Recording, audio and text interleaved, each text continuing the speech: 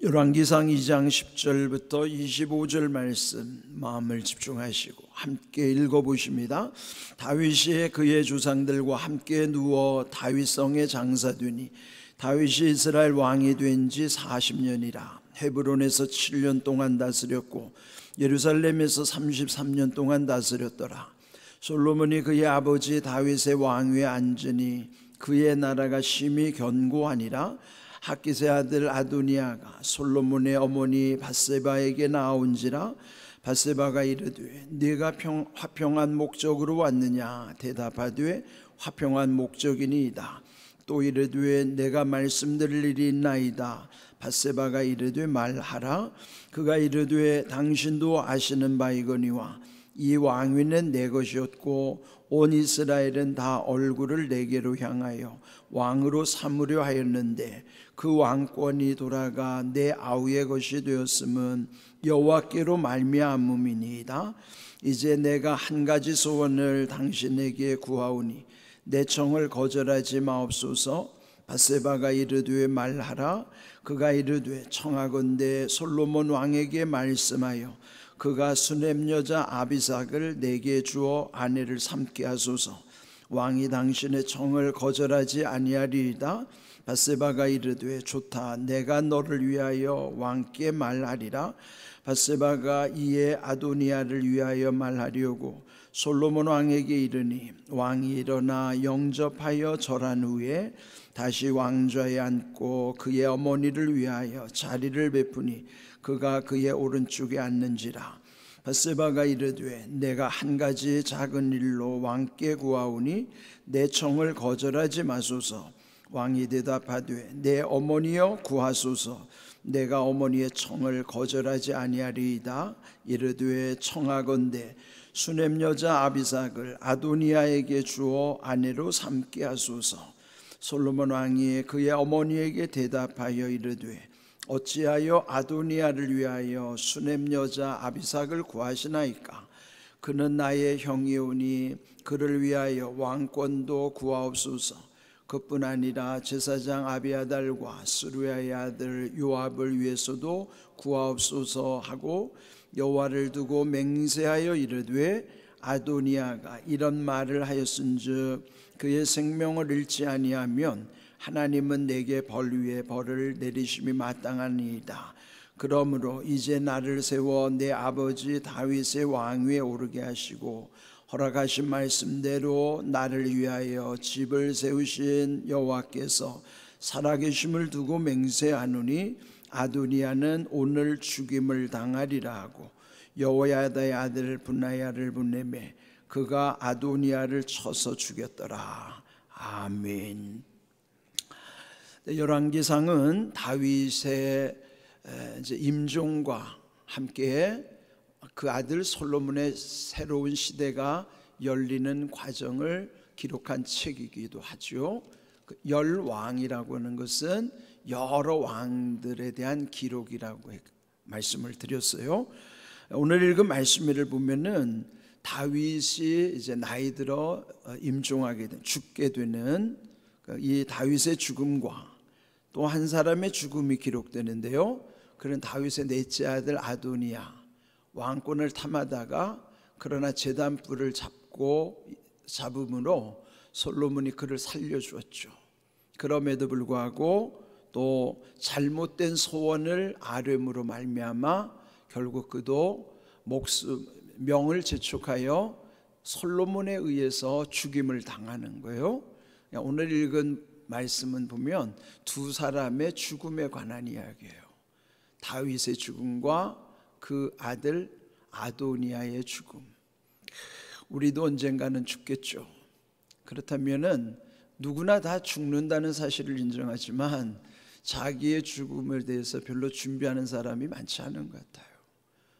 모두가 죽는다는 걸 인정하지만 자기의 죽음을 인정하고 싶지 않은 까닭이죠. 그렇지만은 언젠가 우리에게도 다 죽음이 다가오고 또 지금도 점점 가까이 오고 있는 것도 사실이죠. 그렇다고 그러면은 죽음에 관한 것을 받아들이면서도 또 어떻게 죽는 것이 또 가장 좋은 것인가, 그런 것도 우리가 생각을 해야 하는 것입니다. 오늘 읽은 10절 보시면은 다윗이 그의 조상들과 함께 누워 다윗성에 장사되었다. 그러니까 이제 다윗이 죽음으로써 그의 시대를 막을 내리게 된 것이죠. 그러면서 그가 왕이 된 연수에 대해서 기록하고 있어요. 그는 40년 동안 왕으로서 즉위했었고, 그거를 이제 좀 구분해서 헤브론에서 7년, 예루살렘에서 33년. 그러면 헤브론이라고 하는 것은 자기가 유다 출신이잖아요.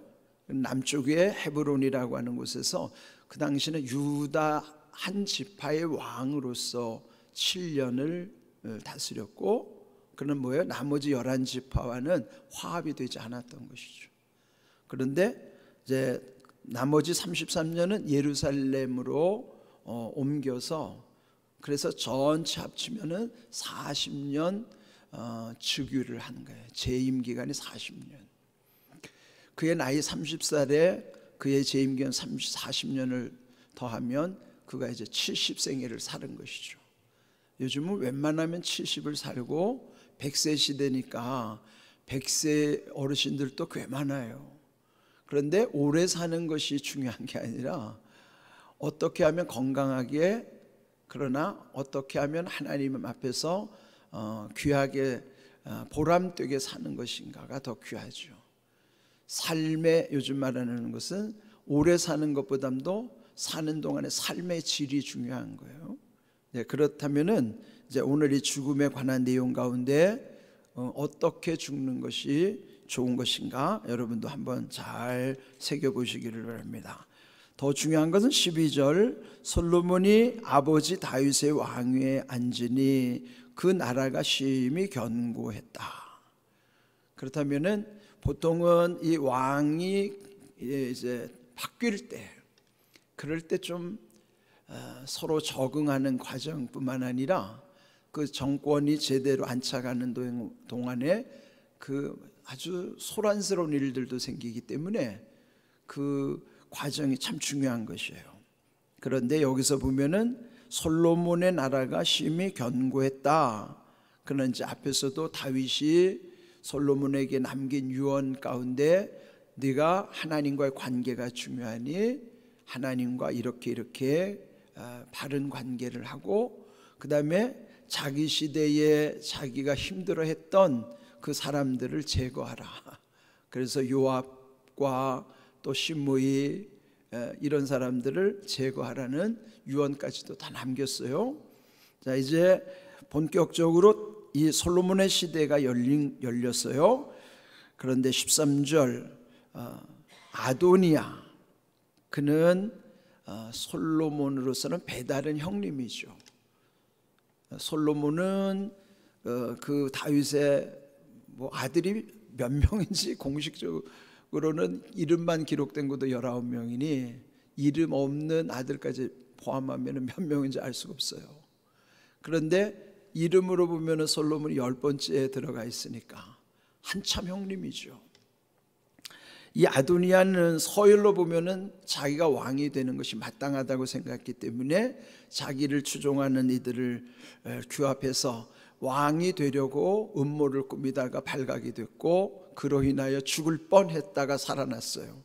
그런데도 아직도 정신을 못 차리고 왕에 대한 집착이 있는 거예요. 그래서 그가 솔로몬의 어머니 밧세바를 찾아간 것입니다. 그러니까 솔로몬의 어머니니까 자기에게도 또 어머니나 마찬가지죠.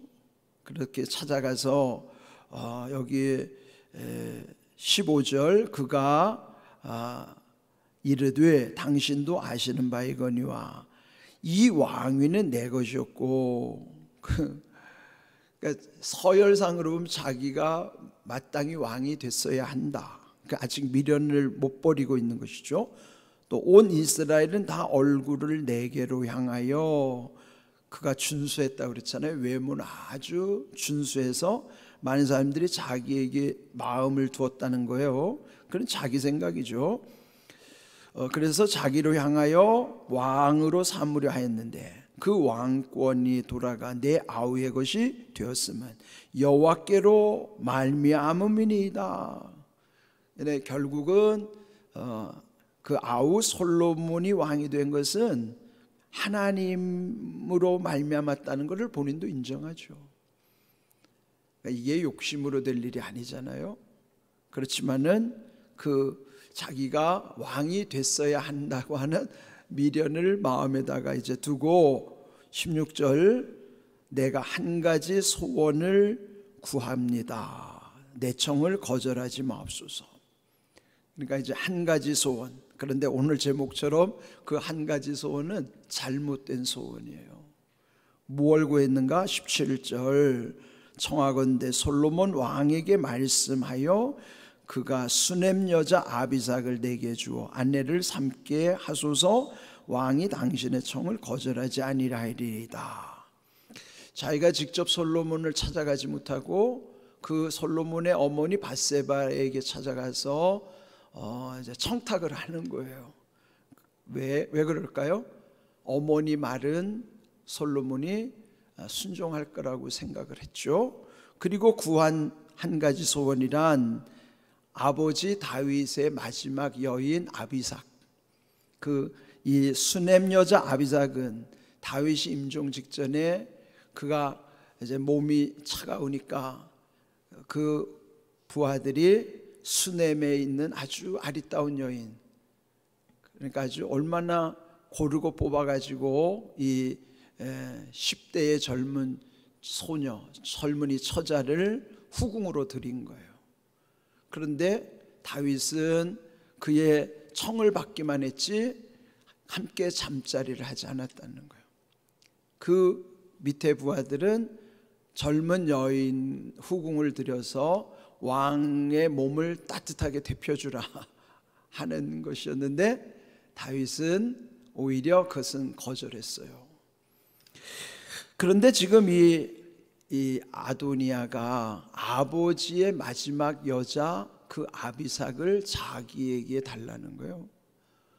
그럼 이게 여러분 어쨌든 공식적으로 말하면은 아버지의 마지막 여인은 자기와 관계로 말하면은 그도 어머니 반열에 속하는, 비록 나이는 어려도. 그런데 아버지의 여인을 자기 아내로 삼겠다? 이게 지금 제정신입니까? 이거는 짐승들이나 하는 짓이에요. 짐승들은 그냥 성욕이 발동하면은 촌수 없이 막 뒹굴잖아요. 요즘도 이 짐승 같은 사람들이 많아가지고 그냥 할 짓 못할 짓 하는 거예요. 그걸 왜 그래요? 지혜가 없으면 그게 분별이 없는 거예요. 그러니 아버지의 여인 아비삭을 나에게 달라고 하니, 그런데 여기 참 이해 못할 사항이 있어요. 분명 밧세바는 여인으로서 직감할 거예요. 이거는 아니라는 걸 누구보다도 모를 리가 없죠. 그런데 그대로 받아가지고 솔로몬에게 가는 거예요. 이것도 좀 미스터리예요. 밧세바가 몰라서 그랬을까? 아니면 솔로몬에게 그대로 말함으로써 솔로몬으로 하여금 이 아비삭을, 어쨌든 아도니아를 정리하는 빌미를 주기 위해서 아닐까? 그럼 모르죠. 어쨌든 그대로 가서 청탁을 하는 거예요. 그러니 솔로몬이 그 이야기를 듣고, 이것은 어머니의 청이 아니라 형 아도니아가 어머니에게 시킨 것이구나. 이 솔로몬도 지혜로우니까 금방 아는 거예요. 그러면서 일단 22절 솔로몬이 어머니에게 좀 퉁명스럽게 답변하는 내용이 나와요. 어찌하여 아도니아를 위하여 수넴 여자 아비삭을 구하시나이까? 그는 나의 형이오니, 즉 지금 아도니아가 시켰다는 걸 알죠. 그를 위하여 그럼 왕권도 구하시지 그러시지 않습니까? 어머니를 조금 면박 주는 내용이에요. 그렇다면 형이 왕이 되는 걸 구하시지 않느냐? 또 그 아버지가 유언을 남긴 대로 제사장 아비아달, 또 수르의 아들 요압, 그들을 위해서도 구하시지 않겠습니까? 라고 조금 이제 못마땅해서 어머니에게 퉁명스럽게 말하는 겁니다. 그러면서 23절 여호와를 두고 맹세하여 이르되 아도니아가 이런 말을 하였은즉 그의 생명을 잃지 아니하면 하나님은 내게 벌 위에 벌을 내리심이 마땅하나이다. 그러므로 이제 나를 세워 내 아버지 다윗의 왕에 오르게 하시고 허락하신 말씀대로 나를 위하여 집을 세우신 여호와께서 살아계심을 두고 맹세하노니 아도니아는 오늘 죽임을 당하리라. 이거는 불륜이죠. 그러니 아무리 형이라 하더라도 죽여야 된다는 거예요. 그는 정말 안타까운 사실이긴 하지만 그 시대적인 상황으로 보면 그게 마땅할 수밖에 없어요. 결국은 자기가 죽음을 재촉한 거예요. 그의 잘못된 소원으로 말미암아 그는 죽임을 당할 수밖에 없는 것이죠. 그런데 아도니아가 이렇게 어리석은 거예요. 사람이 어리석으면 한없이 어리석은 거예요. 자기가 죽을 줄도 모르고 죽는 길로 가는 거라고 말이에요. 사람이 되게 약은 것 같고 똑똑한 것 같은데요, 어떤 때 보면 참 어리석고 미련한 거예요. 그런 인생은요, 한없이 어리석고 한없이 미련한 존재라는 것을 우리 스스로 인정해야 됩니다. 지금 이 아도니아가 결국은 그래서 동생 솔로몬에 의해서 죽임을 당하는 거예요. 그러니 이 지금 다윗의 집안에요, 다윗이 그 아들들을 지금 이 4명이나 잃는 거죠. 이 4아들을 잃는 거예요. 맨 처음에 암논, 마지를 잃죠. 압살롬이 그 자기 친여동생을 강간한 사건을 해서 자기 배다른 형 암논 죽이죠. 압살롬도 죽죠. 또 밧세바와 불륜에 의해서 태어난 아이 죽었죠. 그러나 솔로몬에 의해서 이 마지막 아도니아도 죽죠. 그러니 여러분, 다윗이 얼마나 참 생애가 이렇게 고통스러움이 왜 없었겠습니까? 그런데 역대상 29장 28절을 한번 읽어봅니다. 그가 나이 많아 늙도록 부하고 존귀를 누리다가 죽음에 그의 아들 솔로몬이 대신하여 왕이 되니라 그랬어요. 여러분, 이 다윗의 생애는요, 그냥 온통 고통의 생애고 죽음을 피해 다니는 생애인데 마지막 결론은 나이 많아 늙도록 그는 부했고 존귀를 누리다가 죽었다, 이렇게 평하고 있어요. 이걸 보면 우리도 때로는 산전수전 다 겪는다 할지라도 그냥 얼마나 삶이 곤고하고 힘들어요? 그렇더라도 여기에 성경이 말씀하는 결론대로 나이 많아 늙도록 누리다가 죽음에, 그러나 더 중요한 건 뭐냐면 누리다가 죽어야 돼요. 나이가 많아 늙어가는 거는 그건 우리가 할 수 없어요. 그건 하나님이 허락하시는 만큼 우리는 내 생애가 짧든지 길든지 그건 우리가 판단할 수 없어요. 그러나 우리가 할 수 있는 거 있어요. 그건 뭐냐면 누리는 것은 자기가 해야 되는 거예요. 은혜는 누리는 거예요. 즐기는 것이죠. 그 누가 하는 거예요? 자기 몫이에요. 다윗은 이렇게 엄청난 고통을 겪어내면서도 누리다가 죽었대잖아요. 우리도 누리다가 죽는 인생이 복이 있는 거예요. 내 인생이 길고 짧고 보담도 내 인생이 어떤 부하고 안 부하고 이걸 떠나서 누리다가 죽는 인생이 복이 있는 인생이에요. 자, 그렇다면 성경의 마지막 책 요한계시록은 뭐라고 말씀하는가 한번 읽어보겠습니다. 또 내가 들으니 하늘에서 음성이 나서 이르되 기록하라. 지금 이후로 주 안에서 죽는 자들은 복이 있도다 하시매 성령이 이르시되 그러하다. 그들이 수고를 그치고 쉬리니 이는 그들의 행한 일이 따름이라 하시더라. 아멘. 자, 더 중요한 건 뭐예요? 주 안에서 죽는 복이에요. 예? 자, 오늘 여기 다윗을 통해서 누리다가 죽은 사람, 우리가 그거 늘 누리다가 죽기를 늘 그게 중요한 것이고, 두 번째로는 주 안에서 죽는 자가 복이 있는 거야. 주 안에서 죽는 복. 세상 사람들도 오복을 말하죠. 수부, 강령, 유호덕, 고종명. 마지막 다섯 번째 고종명이 뭐냐면 잘 죽는 복이에요. 그럼 진짜 잘 죽는 복은 성경은 뭐라고 말씀하세요? 주 안에서 죽는 복이 그게 최고의 복이에요. 우리가 어떻게 죽든지, 일찍 죽든지 늦게 죽든지 병으로 죽든지 뭐 어떻게 하든지, 예수님의 제자들은 거의 다 순교했어요. 그런데 고종명이라고 하는 오복의 마지막 복은 집에서 죽는 복을 말하는 거예요. 객사, 밖에서 죽는 복은 저주라고 생각하지만 성경 그렇게 말씀하지 않아요. 예수님의 제자들로 말하면 다 객사했어요. 다 비참하게 죽었다고요. 그러면 그들이 저주받은 인생이 아니에요. 어떻게 죽는 게 복이 있어요? 주 안에서 죽는 게 복이란 말이에요. 그러니까 여러분, 우리가 살다가 어디에서 어떻게 죽든지 그건 중요하지 않아요. 정말 중요한 거는 내가 주 안에서 죽느냐가 중요한 거예요. 이게 오늘 이 두 사람의 죽음을 통해서 우리가 죽음을 배워야 하는 거예요. 누리다가 죽는 복, 주 안에서 죽는 복, 이게 최고의 인생이란 말이에요. 이렇게 하는 은혜가 있기를 주님의 이름으로 축복합니다. 아멘.